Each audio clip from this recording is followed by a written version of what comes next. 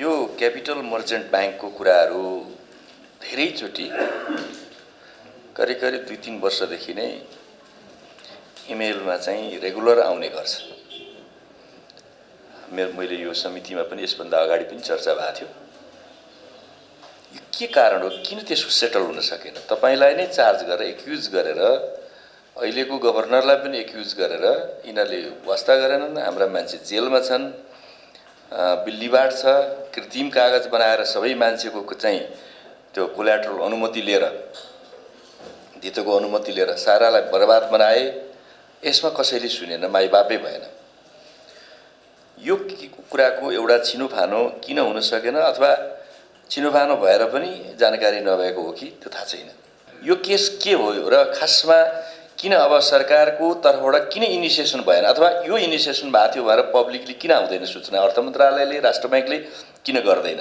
तपाईँ दुवै ठाउँमा बसेर काम गरेको हुनाले यो चिजको के हो, यो किन यो भनिएको छ र यसले गर्दाखेरिमा एक प्रकारको मान्छेहरूले सधैँ यहाँ सबै मान्छेलाई चाहिँ इमेलबाट चाहिँ हुन्छ र हाम्रो फोन नम्बर पनि छ, हामीलाई चाहिँ बोलाइएन भनेर पनि पछि पनि कमेन्ट चाहिँ आएको छ।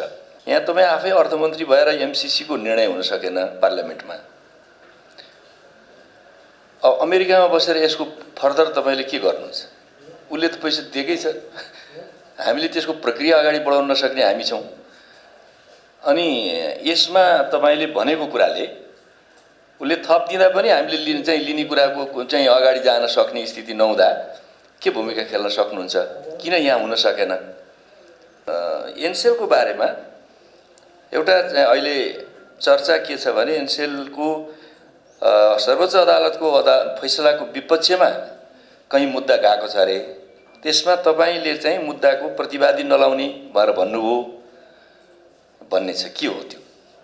र यसले गर्दा नेपाललाई चाहिँ भोलि मुद्दा एकलौटी रूपमा हार्दाखेरि नेपाल निकै ठुलो लसमा पुग्छ। किन गरेको भनेर प्रश्न चाहिँ मान्छेले उठाएका छन्। त्यो चिज के हो त्यो चाहिँ जान्न पाए हुन्थ्यो। मलाई त्यो डिटेल थाहा पनि भएन। पहिला एउटा व्हाइट पेपरको सन्दर्भमा तपाईँले व्हाइट पेपर दिनुभयो पार्लियामेन्टमा। वास्तवमा त्यसबेला मलाई लागिरहेको थियो अब हामी पार्टीको प्रतिनिधिले भन्दाखेरिमा सिधै कतिपय कुरा सत्य कुरा पनि भन्न गाह्रो पर्ने। अर्थ मन्त्रालयले 6 खरब रुपैयाँ म चाहिँ स्रोत सुनिश्चित भएर मन्त्री यहाँका भित्रका पोलिटिकल प्रेसरमा चिठी दिने, बहुवर्षीय ठेक्काको या स्रोत सुनिश्चितताको त्यो दोष त अर्थ मन्त्रालयको कर्मचारी अथवा राजनीतिक नेतृत्वको कमजोरी हो। अर्थतन्त्रको आफै चाहिँ के भने इन्डिकेटर, म्याक्रो इकोनोमिक इन्डिकेटरमा कुनै प्रब्लम क्रिएट भएर अर्थतन्त्र चाहिँ सङ्कटमा भएको जस्तो खालको त्यो व्हाइट पेपर जो प्रस्तुत भयो, जबकि त्यही आर्थिक वर्षमा इकोनोमिक ग्रोथ बढिरहेको थियो। ग्रोथ चाहिँ बढ्ने अनि इकोनोमी चाहिँ क्राइसिसमा छ भन्ने जुन किसिमको कन्ट्राडिक्टरी चाहिँ के भने स्टेटमेन्ट तपाईँले पार्लियामेन्टमा ल्याउनु भयो, त्यो एउटा एज ए भनौँ न इकोनोमिस्टको हिसाबले पनि त्यो उचित थिएन कि? किनभने त्यो अर्थ मन्त्रालयले दिएको चिठी खारेज गरिदिने बित्तिकै त सिद्धिको।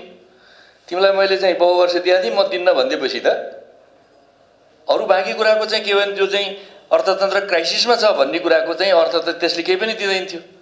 हाम्रो रिजर्भ आफ्नो ठाउँमा थियो, हाम्रो इम्पोर्ट एक्सपोर्टको सिचुएसन आफ्नै ठाउँमा छ, हाम्रो चाहिँ के भने ग्रोथको ट्रेन्ड आफ्नै ठाउँले अगाडि बढिरहेछ भनेपछि इकोनोमिक इन्डिकेटरको हिसाबले कोल्याप्स इकोनोमी छ भन्ने देखाउँदैन थियो। हामीले गरेका केही कामहरू चाहिँ हामीले लेखिदिएको चिठी, त्यो पनि अर्थ मन्त्रालयले, अरू मन्त्रालयले गरे पनि होइन, चिठी गलत थियो। त्यो गलत भएको चिठीको खारेज गरिदिने बित्तिकै त नर्मल हुन्थ्यो। त्यस हुनाले यो कुराले के भने एक प्रकारको मिसगाइड गर्यो कि नेपालको इकोनोमी चाहिँ कोल्याप्स मुडमा छ, कोल्याप्स ठाउँमा छ। त्यसो किन त्यो भन्नुभयो? तपाईँ अर्थमन्त्रीको रूपमा तपाईँले कार्यभार सम्हाल्नुभयो र मलाई भन्नु केही छैन, तर तपाईँको जुन विश्वसनीयता थियो त्यो मुलुकभित्र मात्र होइन, मुलुक बाहिर पनि तपाईँले जुन श्वेतपत्र प्रस्तुत गरेर तपाईँको आफ्नो विज्ञता र विश्वसनीयतामाथि चाहिँ प्रश्न चिन्ह खडा गर्नुभएको छ। र देशभरि घुम्दाखेरि मलाई साथीहरूले सोध्ने गर्थे। अहिले त सोध्न छोडिसके, किनभने सबैले बुझे यो श्वेतपत्र भनेको के हो भनेर सोध्थे। मैले सबै साथीहरूलाई भन्थेँ र नेपाली आम जनमानसमा पनि मैले भन्ने गरेको थिएँ, यो श्वेतपत्र होइन, यो एउटा लाल पत्र थियो। त्यो लाल पत्र चाहिँ सबै देशले बुझिसकेका छ भनेर भनेको छ। त्यस्तै किसिमले अहिले तपाईँको जुन पदमा हामीले अनुमोदित गऱ्यौँ भने तपाईँ राजदूत भएर जानुहुनेछ र आफ्नो विश्वसनीयतालाई बढाएर लिएर जानुहोस् र विगतका कुराहरूलाई करेक्सन गर्ने त्यो उदारता तपाईँले राख्न सक्नुहोस्। यो पनि म तपाईँलाई शुभकामना दिन चाहन्छु।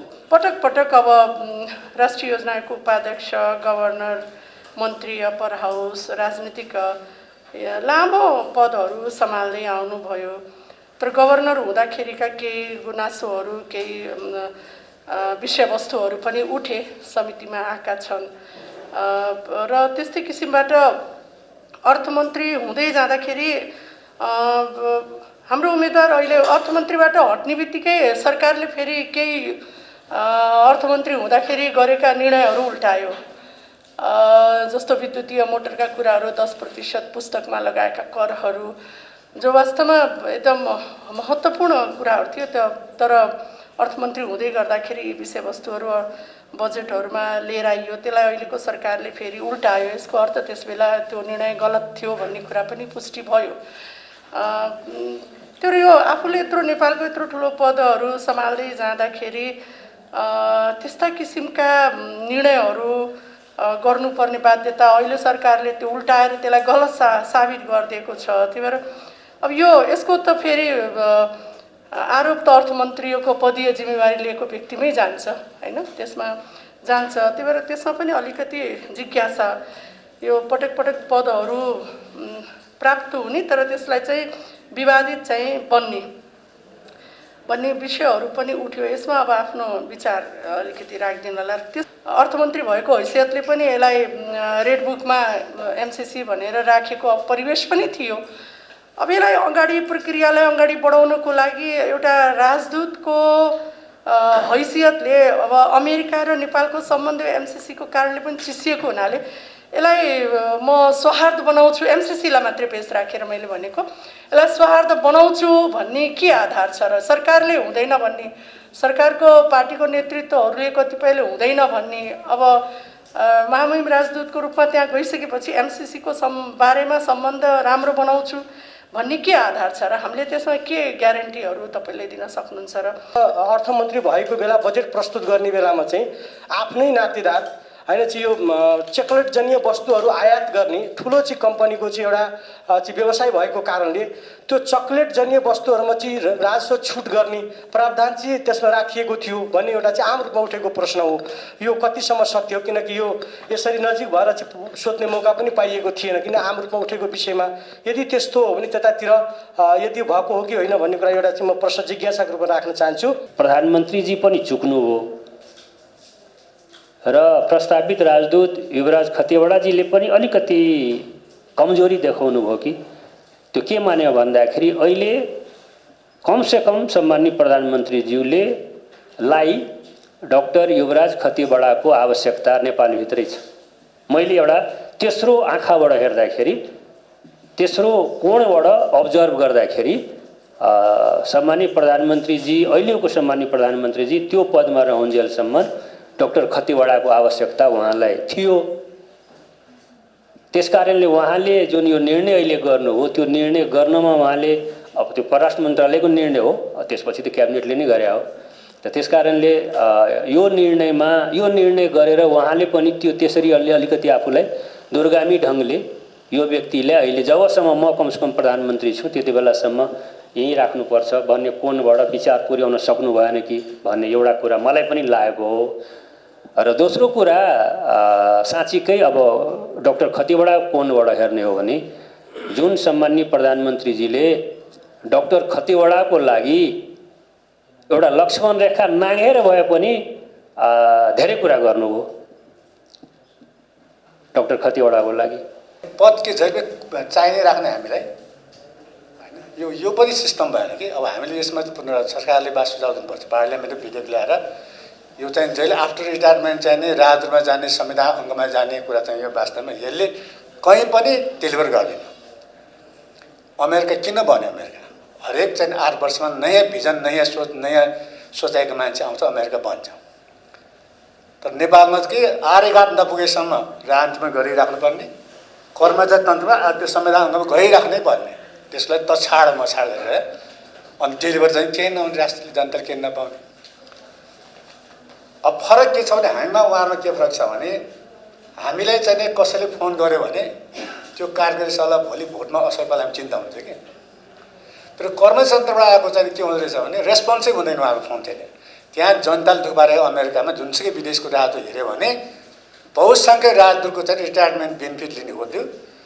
हामी जाँदा कि भिआइपीहरू जाँदाखेरि भिआइपी जाँदा एयरपोर्टमा रिसिभ गर्ने, अनि आफ्नो एम्बेसीमा राख्ने, आफ्नै स्वार्थले कुरा गर्ने। तर त्यहाँ दुःख पाएका नेपाललाई चाहिँ इन्टरटेन गर्नुहुन्न।